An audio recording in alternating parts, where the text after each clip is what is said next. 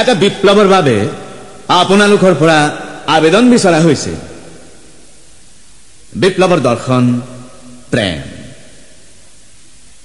প্ৰাৰ্থীসকলৰ থাকিব লাগিব এই দৰ্শনৰ ওপৰত বিশ্বাস।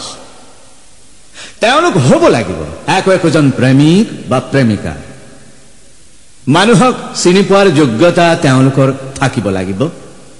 তেওঁলোকৰ থাকিব লাগিব যন্ত্ৰণাদগ্ধ একোখন নিৰ্বাসিত হৃদয়, কিন্তু তাত মানুহৰ তেজৰ সপক্ষে যুঁজ কৰাৰ দুৰ্দান্ত হেঁপাহ, জীৱনত ভুল কৰা আৰু নৰকত দিন যাপনৰ অভিজ্ঞতা থকা বাঞ্ছনীয়।